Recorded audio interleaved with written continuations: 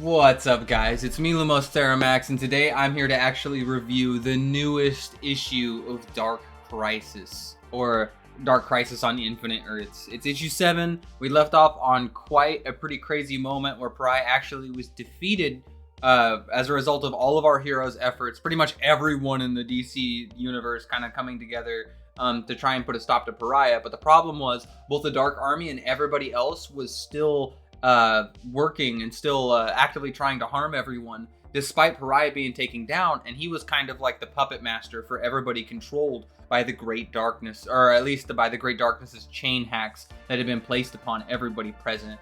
So essentially, Deathstroke was the last person who seemingly had absorbed a massive amount of this dark energy and was at least implied to be the effective ringleader of all the villains going forward. So let's kind of see what we have in store for us today in terms of Dark Crisis issue 7.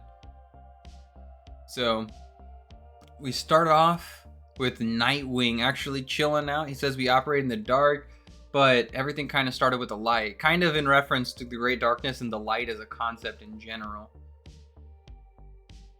And even he's confused as to where he's at, because he's in like this black void, but apparently that's what it's like to be mind hexed by the chains of the Great Darkness. And holy cow, Deathstroke is weaponizing them all against all of the remaining Leaguers who exist here. And he is like snatching up everybody with these black chains. Oh, and it's a good description of what it's like to be affected by this stuff as we continue on, where Nightwing claims like it pulls you backwards and strips you of everything you've become, essentially.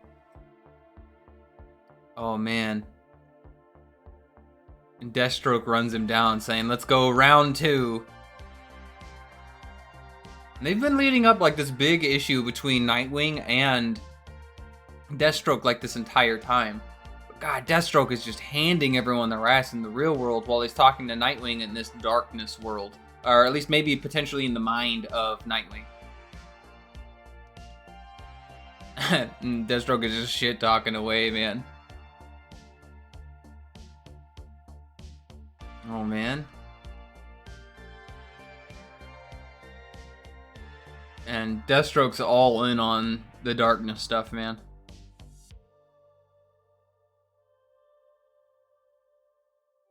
Dang, and Deathstroke saying he was right. Pariah was right. We need to destroy everything here. This is like a twisted world. And young Dick Grayson throwing hands. It was crazy. He called him Slade whenever he first rolled up. It's pretty wild to think about.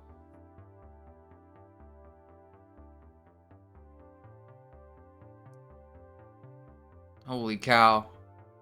John Stewart threw some construct chains on him. Irony.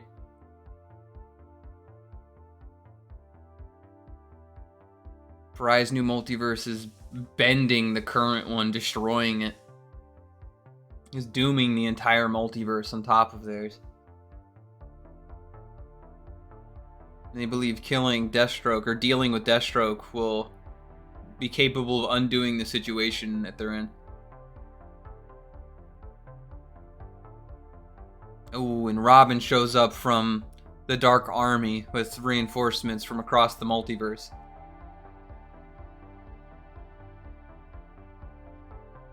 Whoa, I uncovered that Dr. Light is connected to the multiverse in the same way that Pariah was to the darkness. That's really curious. That's real curious. Holy cow. Dr. Light absorbed the light that created the multiverse. Woo! Dr. Light just got amps, boys. Ooh, and all the speedsters roll up. They're wildin'.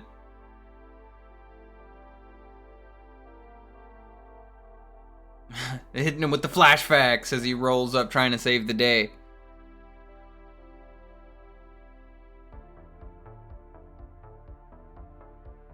And Barry says, "Yo, we've been losing, but I ain't doing that no more."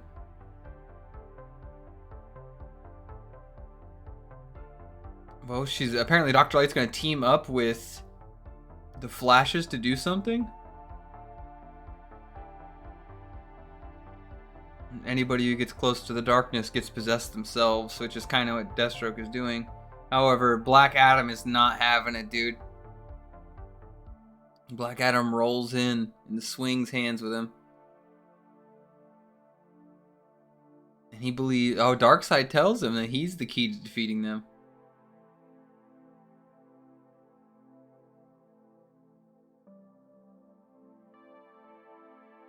God, Black Adam is getting... What the fuck? Black Adam literally empowers everybody with the power, his own powers? What the hell? I think? Yeah, because that's his lightning, like, swarming around everyone. Yo, and he calls down a massive Shazam blast, and it disconnects him from the darkness.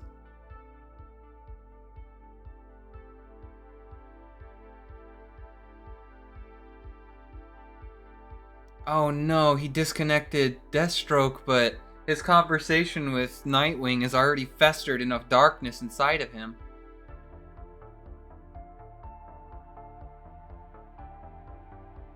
It corrupts you and just makes you worse, the worst possible version of yourself. Can Nightwing stop? Can he resist the darkness hacks?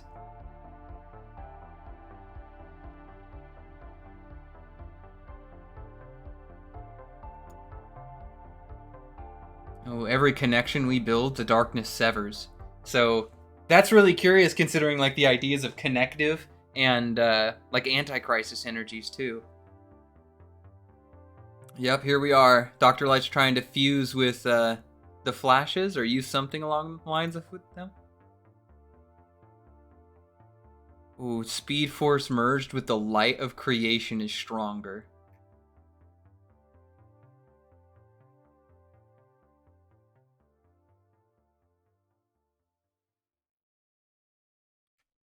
Pariah. Oh man, they felt the... What the hell? So the Flashes run across the multiverse with the powers of the light of creation given to them by Dr. Light, and they destroy all the darkness across the entire multiverse. That's pretty wild to think about. She goes on to explain that the Pariah's curse he got from the Monitor was a blessing. They just sought to control everything, and you can't control everything like that. Besides, it's boring. The multiverse needs to be free, and it needs to be infinite. So now we have the multiversal map that exists as we know it. On top of that, we have infinite Earths even outside of that, which should be like in the overvoid. What the hell is happening right now? That doesn't even make sense. And now their multiverse powers the infinite multiverse that exists beyond it. Whoa, let's go! Oh, but man, Black Adam is still throwing hands with the powerless Deathstroke. They're both powerless, I guess. But can Nightwing overcome it? Oh, but Black Adam, Black Adam's a good guy now, man. He transitioned into being a hero instead of an anti-hero. At least that's what's implied here. But yo, Deathstroke's not giving up.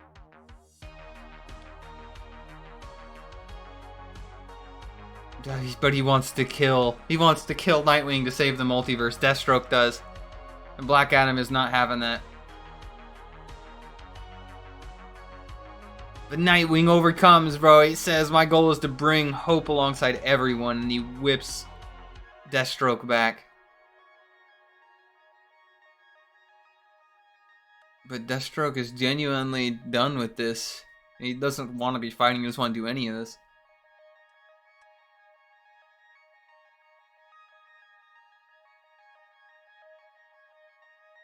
Oh, and now we're getting like an after effect, or an after series of scans. Everyone kind of goes back to doing what they did before. Dr. Light is now connected to the multiverse in a new, more powerful way. She explores that. The Incarnate keeps a watchful eye over everything. The Spectre has returned to the Quintessence, who's been reestablished, but with Jim Corrigan as a host. Oliver Queen died, and Darkseid returned to Apocalypse, which is super unfortunate, because that means we're not getting any Orion as ruler of Apocalypse, which kind of sucks. Most of the villains all kind of escaped, but Slade's body was destroyed by the darkness. Or, fucked up, at least. Stripping him of the serum that gave him his powers. He's a fucking broken old man now. The great darkness itself continues to rest. It proves that Pariah's machine allowed him to tap into a fraction of the darkness's powers. Damn, definitely confirmation the machine was the one doing it. So Pariah was never corrected the great darkness at all. It was all in his head. What do we tell people happened here? Nothing. They can't believe the great darkness. We'll ease their worries. Oof, man. So they're just gonna lie to everyone. That's a big rip. Barry's gonna go hang out with Wallace in the multiverse. Let's see. How is he staying on Earth? He needs to be grounded. He's been fucking with the damn multiverse for too long, and then the universe and stuff. This is going to effectively set up his solo series down the way, too. I think this is like the main premises for his character moving on in the next few series.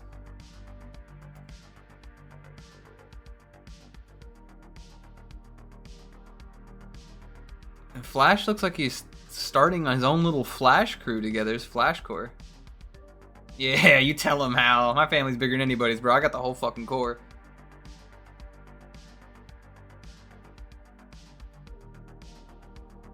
Yep, Black Adam's approached by the Supermen.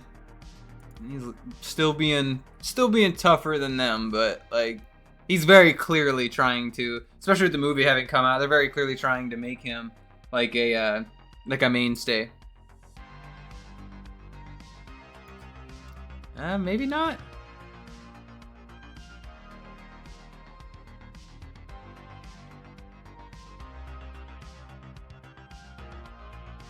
Damn.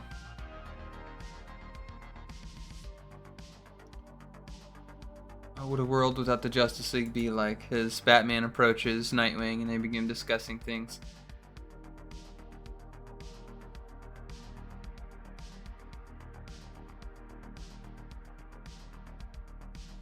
And now we're just dealing with the whole conversation between the two and the history of what kind of led up to Dick Grayson and Batman's time along with one another and their relationship with the idea of the darkness. He says darkness isn't as viable. The connection that we have together is really what makes us better.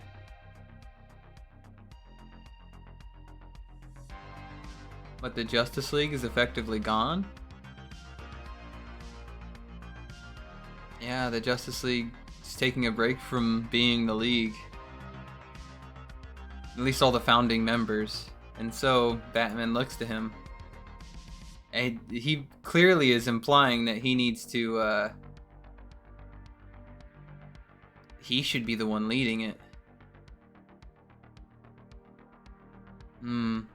As we end off. Oh, and then we're getting an epilogue sometime later. Time and space are a mess. The multiverse is getting bigger. Okay, we're getting some sort of weird narration between somebody who's unknown and a bunch of different scenes. Lex Luthor tearing up Superman, some person in a bat suit fucking up Batman, and Robin getting thrashed as well. It's a bunch of people in some sort of light-based room, all kind of working together. Someone calling themselves the Council.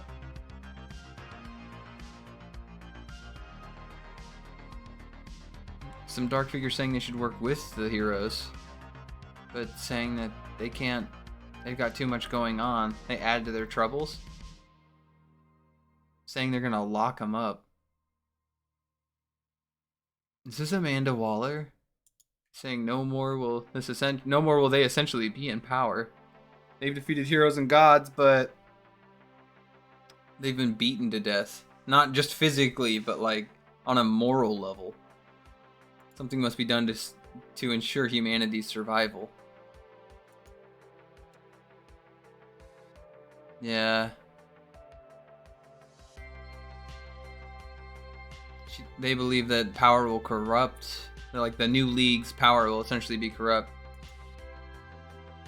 metahumans are too dangerous, and as a result, this unknown council effectively says that it's time to eradicate all the metahumans from the world. Yep, it's Amanda Waller with what appears to be all sorts of weirdo characters, including some sort of twisted Superman Batman hybrid who wields a ring. Looks like a yellow one. Very curious, very curious. Not entirely sure of what to think of that. So that ending was pretty wild. We got some really crazy Dr. Light scaling. Dr. Light couldn't be everywhere in creation, so she just gave that power to the Flash, but even though it was a fraction of the Great Darkness's power, she clearly scaled like above that, and that's absolutely mad. I imagine that this issue wasn't going to be as good as like everything else because we already witnessed Pariah's downfall and stuff like that. There's a really big focus on Nightwing in this storyline, and him being like essentially the future of what the League is supposed to be, or at least I feel like that's the direction we're going in.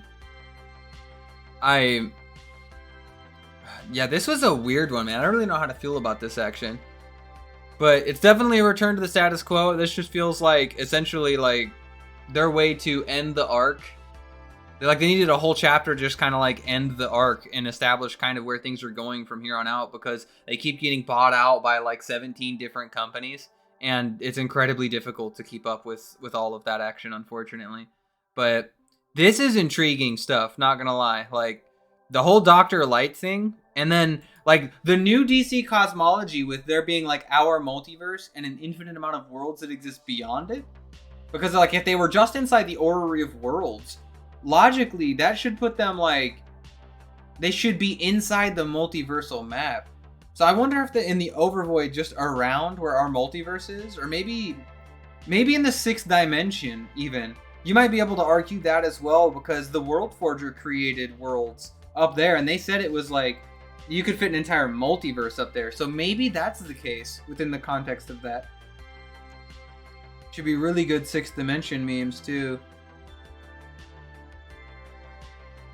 I'm really curious to see exactly where things go from here on out, because like DC's just been on a whole roller coaster of like crisis events and things going wrong. It'll be cool to see them kind of change themselves up to getting back to their roots and like reforming themselves, reestablishing themselves as viable and kind of what they do. And like clearly Hal is kind of on that path as well. Hal is over here like trying to get back to being on Earth. He even says he wants to be grounded because he's been just whiling in space for so long. So who knows? Which is seemingly countered by the idea that he shows up and immediately hangs out with the GLC afterwards. But pretty banger chapter. I mean, I wish it could have been better. I kind of expected us to be there. I'd probably say like 6, 7 out of 10.